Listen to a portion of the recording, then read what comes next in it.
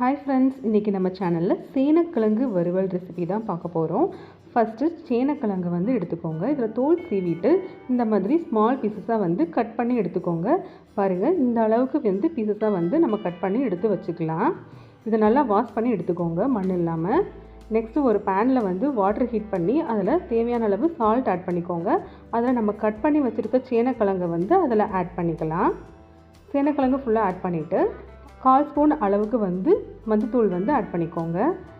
மஞ்சத்தூளை சேனக்கிழங்கோடு நல்லா மிக்ஸ் பண்ணி விட்டுக்கோங்க. சேனக்கிழங்கு கொஞ்சம் பழைய கிழங்காக இருக்கட்டும், அப்போ தான் இந்த காரல் தன்மைலாம் இல்லாமல் இருக்கும். பாருங்கள், நல்லா பாயில் ஆகி வந்துருச்சு. இது ஒரு 50% அளவு தான் நம்ம குக் பண்ணி எடுத்துருக்கோம். ஃபுல்லாக குக் பண்ணிட வேண்டாம். பாருங்கள், இந்த அளவு குக் பண்ணி எடுத்தால் போதும். நெக்ஸ்ட்டு பேனில் ஆயில் ஹீட் பண்ணிவிட்டு இந்த சேனக்கிழங்கு கொஞ்சம் கொஞ்சமாக போட்டு நம்ம வறுத்து எடுத்துக்கலாம். நான் இந்த கிழங்கு ஒரு 3 பேட்சாக வறுத்து எடுத்துருக்கேன். சேனக்கிழங்கு பாருங்கள், இந்த மாதிரி லைட்டாக கலர் சேஞ்ச் ஆனவுடனே அதை நம்ம எடுத்துடலாம். ஃபஸ்ட்டு வாட்டரில் ஹாஃப் குக்கிங் மட்டும் குக் பண்ணி எடுத்துக்கிட்டோம். 50% குக் ஆகிருந்துச்சு. இப்போ ஆயிலில் இந்த மாதிரி கலர் சேஞ்ச் ஆகிற அளவுக்கு சேனக்கிழங்கு நம்ம குக் பண்ணி எடுத்துக்கிறோம். ஒரு ஃபஸ்ட்டு பேட்ச் வறுத்து எடுத்தாச்சு. இப்போ மீதம் இருக்கிறதையும் போட்டு வறுத்து எடுத்துக்கலாம். கிழங்கு கொஞ்சம் பழைய கிழங்காக இருந்துச்சுன்னா நமக்கு அந்த காரல் தன்மைலாம் இருக்காது. அப்படி இல்லைன்னா நம்ம மஞ்சத்தூள் ஆட் பண்ணுறதுனால சுத்தமாக காரல் தன்மை நமக்கு இல்லாமல் இருக்கும். கண்டிப்பாக மஞ்சத்தூள் வேக வைக்கும்போது ஆட் பண்ணிக்கோங்க. கிழங்கு ஃபுல்லாக வறுத்து எடுத்தாச்சு. நெக்ஸ்ட்டு இதுக்கு மசாலா. தேங்காய் இந்த அளவு எடுத்துக்கோங்க. ரொம்ப தேங்காய் எடுத்துக்க வேண்டாம். ஒரு சில்லு அளவு தேங்காய் போதும். அது கூட இஞ்சி, பூண்டு, மிளகு, சோம்பு, பட்டை எடுத்துக்கிறேன்.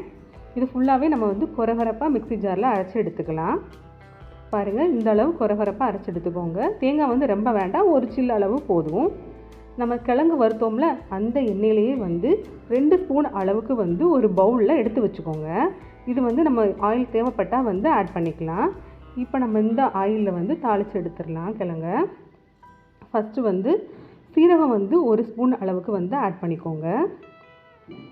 சீரகம் நீங்கள் பவுடராகவும் ஆட் பண்ணலாம். இந்த மாதிரி ஃபஸ்ட்டே கூட நம்ம தாளிக்கும் போது கூட சேர்த்துக்கலாம். அது கூட ஒரு பட்டை ஆட் பண்ணிக்கோங்க. பெரிய சைஸ் வெங்காயத்தை ஸ்மால் பீசஸாக கட் பண்ணி இது கூட ஆட் பண்ணிக்கலாம். நெக்ஸ்ட்டு தக்காளி இது கூட நம்ம ஆட் பண்ணணும். தக்காளி சின்ன தக்காளியாக இருந்தால் போதும். தக்காளி ரொம்பலாம் தேவைப்படாது. சின்ன தக்காளியாக ஒரே ஒரு தக்காளி மட்டும் எடுத்துக்கலாம். வெங்காயம் நல்லா பாருங்கள் வதங்கிருச்சு.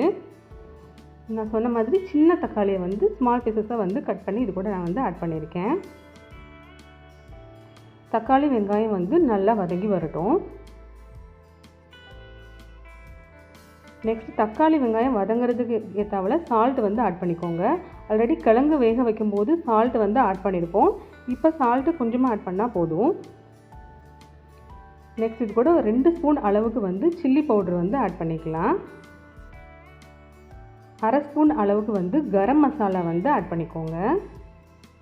நெக்ஸ்ட்டு 1/2 ஸ்பூன் அளவுக்கு மல்லித்தூள் இதில் ஆட் பண்ணிக்கலாம். இந்த மசாலாஸ்லாம் நல்லா கோட்டாகிற மாதிரி மிக்ஸ் பண்ணி கொடுத்துக்கோங்க. சில்லி பவுட்ரு உங்கள் காரத்துக்கு ஏற்றாவில் ஆட் பண்ணிக்கோங்க. நான் இதில் 2 ஸ்பூன் அளவுக்கு ஆட் பண்ணியிருக்கேன். நெக்ஸ்ட் இதில் நம்ம வறுத்து வச்சுருந்த கிழங்கை ஆட் பண்ணிக்கலாம்.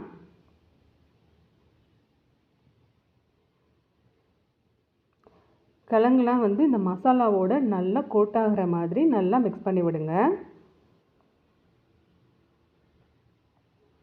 பாருங்கள், கிழங்கு மசாலாவோட நல்லா கோட்டாகி வந்துடுச்சு.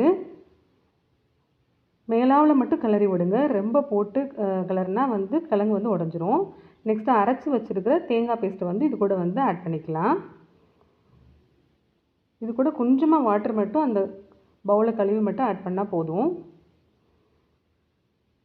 இந்த தேங்காயோட இந்த சேனக்கிழங்கு நல்லா மிக்ஸ் ஆகிற மாதிரி நல்லா கிளறி விட்டுக்கோங்க.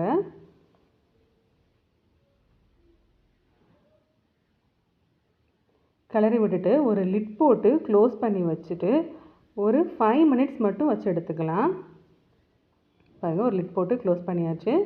நம்ம ஸ்டவ் சிம்மில் வச்சிடலாம். ஒரு 5 மினிட்ஸ் ஆஃப்டர் 5 மினிட்ஸ் பாருங்கள், கிழங்கு நல்லா தேங்காயோட கோட்டாகி வந்துருச்சு. ஆயிலெலாம் பிரிஞ்சு வந்துருச்சு பாருங்கள். இப்போ நம்ம ஆல்ரெடி எடுத்து வச்சுருந்தோம்ல 2 ஸ்பூன் ஆயில், அதையும் இது கூட ஆட் பண்ணிக்கலாம். ஆட் பண்ணி கிழங்கு நல்லா கலர் சேஞ்ச் ஆகிற அளவுக்கு வந்து நம்ம இதை வறுத்து எடுத்துடலாம். பாருங்கள், சூப்பராக கலர் சேஞ்ச் ஆகி கிழங்கு நல்லா வெந்து வந்துருச்சு. இந்த கிழங்கு வந்து நீங்கள் கல்யாண வீட்டில் வந்து சாப்பிட்ருப்பீங்களா, அந்த டேஸ்ட்டுக்கு சூப்பராக இருக்கும். நான்வெஜ் டேஸ்ட்டில் செம்மையான ஒரு சேனக்கிழங்கு வந்து ரெடி ஆகிடுச்சு. இந்த ரெசிபியை வீட்டில் நீங்கள் கண்டிப்பாக ட்ரை பண்ணி பாருங்கள் ஃப்ரெண்ட்ஸ். இந்த ரெசிபி உங்களுக்கு பிடிச்சிருந்துச்சுன்னா நம்ம சேனலை மறக்காமல் லைக் பண்ணி, ஷேர் பண்ணி, சப்ஸ்கிரைப் பண்ணி வச்சுக்கோங்க. ஃபைனலாக இது மேலே வந்து கொரியாண்டர் லீவ்ஸ் வந்து ஆட் பண்ணிக்கலாம். டேஸ்டியான கமகமன்னு சேனக்கிழங்கு ரெடி. இதை நான் இன்றைக்கி வந்து சாம்பாரோடு வச்சு சாப்பிட போகிறேன். இதை நீங்கள் ரசம் சாதம், தயிர் சாதத்துக்கு கூட வச்சு சாப்பிடலாம். ரொம்பவும் டேஸ்டியாக இருக்கும். Thank you friends.